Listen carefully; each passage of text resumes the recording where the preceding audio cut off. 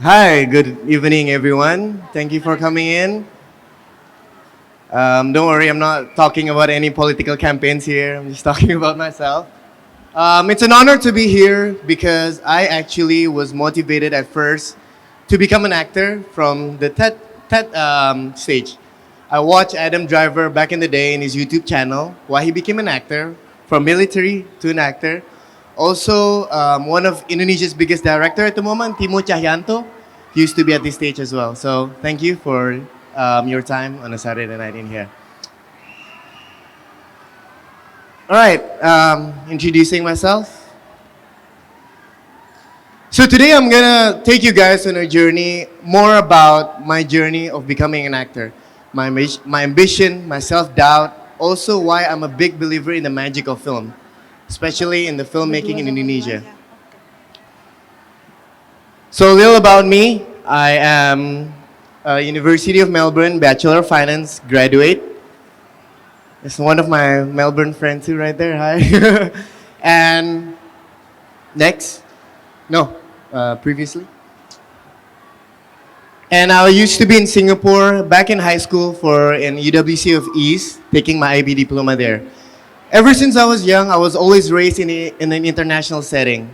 English has become a dominant language in my everyday kind of setting. So I've always quite not really close to my natural heritage, which is Indonesia. Next. So I now chose to be an actor, which is my first film, Merit with Senior, as a series in video.com. And then my first film is Panduan Mempersiapkan Perpisahan, as Bara. And then my series, this is one of my highlights. Next. Anchika 1995. Anyone has watched the movie? It's currently on the cinema right now. Yes? Okay, it's currently on the cinema right now, and we've made a good first day of around 160,000 national views. So thank you for those who've watched already. And Pemukiman Setan from an award-winning director, Charles Gozali, which will be on the cinema on the 25th of January. And this is a personal film for me because it will be full in Javanese. I will not be speaking Indonesian there. I will be speaking full Javanese. And it's my first appearance as bald like this. So never in my life I've become bald. I dedicated for this first film, Pemukiman Setan. And also I starred at a Tulus Interaksi music video back in 2023. Next. So you might be wondering why acting. I mean, I was a University of Melbourne graduate. I used to work at BRA Venture Capital, and now I'm an actor. I mean, like you chose from a more stable job to an unstable job as a freelance. It started off because when I was in university, I joined this committee called Indonesian Film Festival. And you can see there's a lot of Indonesians who wants to bring film to Melbourne and showcase our film there. And that year we had Pengabdi Setan, Banda Marlina Ziarah Salawaku lewat jam malam, and we sold a really good amount of tickets, not only to Indonesian but also to Australians who were living there. Because it turns out that Australians are really, really interested in Indonesian culture. Next. And I learned that film is one of a way as a powerful tool of communication. In Indonesia itself, we have a lot of different ethnicities and background. Even we have around 700 language in Indonesia, 700 ethnic language in Indonesia. And I learned that film is one of the best way of storytelling, be it our culture or our problem in our country. Looking back at 2022, there are 3 films that made it worldwide. Seperti Dendam, anyone has watched this? It's on Netflix right now. It talks about the struggle of Indonesian 80s through the character of Ajo Kawir, through the government patriarchy system and how the broken government system leads to the broken society in general, to a character of Ajo Kawir. And then Uni by Camila Andini, it's a struggle of being a woman. How hard is it to be a woman? Because in Indonesia, you cannot really be yourself if you're a woman. Even marriage in some areas in Indonesia, it gets like paid. You can't really be yourself, and that's kind of like telling a story about a certain area in Indonesia. Last but not least is Penyalin Cahaya, or The Photocopier. Maybe you've watched it on Netflix. It's about the broken Indonesia's law system, where it talks about how women don't really have the power in law, especially when it comes to sexual assault. And next, I see that film is a commitment and collaborative work. Because within a project, there can be around 300 people in general as a total, from pre-production to post-production, and I find it very fascinating. Because imagine you as a director or producer, you can make these 300 people along with your same vision and become a film product where it can entertain you. I find it very fascinating. And it's a dynamic work of art, in my opinion, because it's not only one person can endeavor in a film, because there is the photography bit, which is the director of photography, and then there's also the script writing bit, and there's an art department, and there's the acting department. So all in all, that whole ecosystem, I really find it fascinating for us to be able to deliver that product to entertain you guys. Next. And of course, inspiring figures. I can see Leonardo DiCaprio is he's really contributing to UN, to good. He's using his acting platform for a good cause. And in Indonesia, we can see Cinta Laura, and then Hana Al-Rashid talks about women all the time, talks about orphanage, people with disparity in their platform. So I find it also very fascinating. And hopefully, if I become better in this industry, I can contribute to Indonesia's system as well. And all in all, because I told you that I grew up in an international setting, being in a film and then working with a lot of creative mind in Indonesia, I get to learn about Indonesia's culture and bring back to my own natural heritage. Next. I want to quote from one of my favorite actors, Denzel Washington. Never lose hope. Keep moving forward. Give it your all. And when you stumble in life, stumble forward. Now it seems that my career has been good so far, but I'm telling you, and I want to explain to you the main part, that it's not far from its own ups and downs. I had my career breakthrough in my first series, Married to Senior. At that time, it was still COVID. There was not a lot of production, and we hit 1.5 million in 3 days. And at that time, that number was fascinating. So, and I played as a supporting character there, not as a day-to-day kind of Daffa. So I made a good debut as an actor at that time and make a recognition in Indonesian filmmakers. Next. But he made a turnaround. This is my first project as a film, as a main lead in Panduan Mempersiapkan Perpisahan, which premiered at the Jogja Asian-Netpac Film Festival. And my career felt like a 100-degree turnaround on overnight. From one of like the hype in a Married with Senior success to feel like a total failure as a male lead at that time. Next. I got a lot of criticism. Lutetia, my co-partner at that time, is on the rise at the moment. She's really good. She's amazing. But everyone was criticizing me because, like, why am I paired with this new guy who's very stiff, who cannot really act? Why do you give him a chance? Next. And this is from Letterboxd.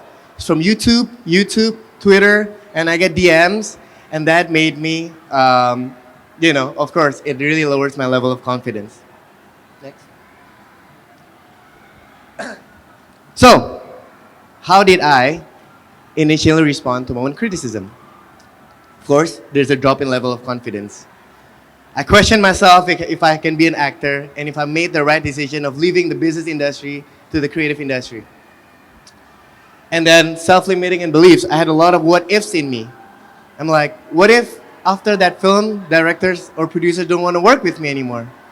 What if I made the wrong choice as an actor? What if acting is actually not the one for me?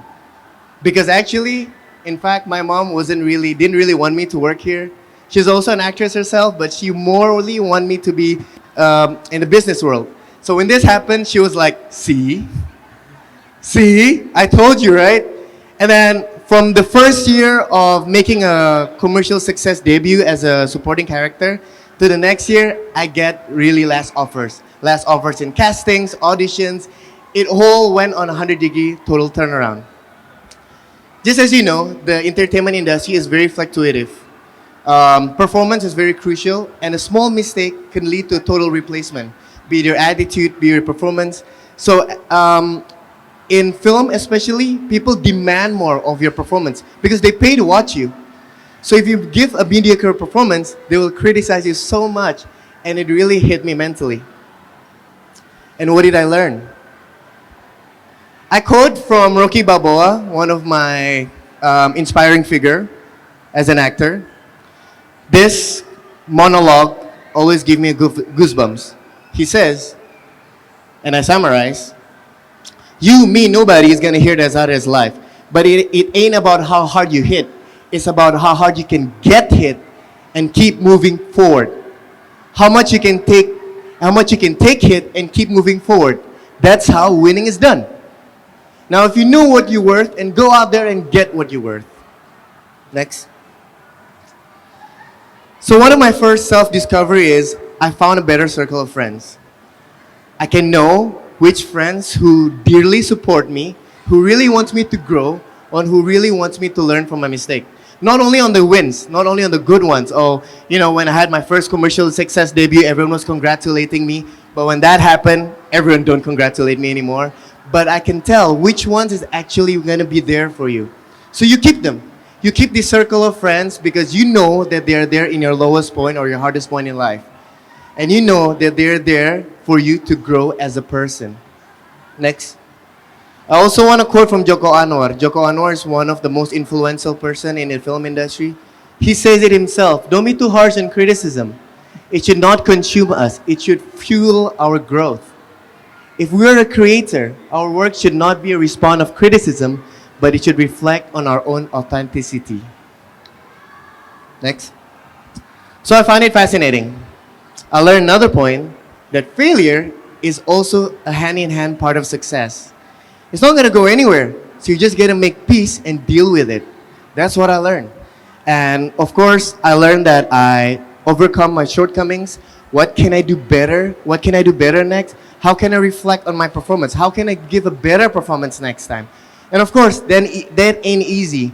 But with the first one support system, from definitely my family, my close friends, my managers, I think that failure is definitely a part of life. And I was thinking, I'm actually quite grateful that I found this criticism, failure at the start of my career. Imagine if I don't have it at all. Everything goes so well in my life. I wouldn't have gone more of a self-reflection. I wouldn't have I wouldn't want to criticize myself. And I will be on the same spot, comfort zone. So I quote, success comes to those who trust the process, stay committed, and definitely never give up. Next. So, what do I do next? So, I want to quote from one of my favorite films, Spirited Away. Anyone has watched this? Yeah, it's amazing, right? From Hayao Miyazaki. Now his film is airing. It's called The Boy and the Heron. I love this movie. Every time I feel down, every time I feel goosebumps, I always reflect on this movie because it talks about growing up. And growing up is not easy. It is not easy. You will have different adventures. You will meet different people who will give you trust, who distrust you, who yourself don't believe in life anymore. But I realized that from this film that growing up isn't easy, but there's always a rewarding process along the way. Next. So I came back to the strong why. I look at myself, I came back to the strong why and why I want to become an actor and why I want to contribute to the film industry. Why I believe in the film industry so much. Because I want to go back to my own roots, I want to go back to my own true heritage, and of course, I want to be a contributor to my own, on my country, which is the film industry. So I commit to the strong why. So in my opinion, whenever you feel down in your career, you always come back to the why. Why did I start this? Why did I want to do this? And why? It will fuel your growth after that. So I want to end with my favorite book from The Alchemist. It's very popular. It says, it's the possibility of having a dream. It's a possibility of having a dream come true that makes life interesting. So whatever dream we have, whatever dream I and you have, keep going. Whatever criticism we'll face, keep going because we know the strong why. We know why we want to do it. So I want to finish my presentation with this quote. Thank you.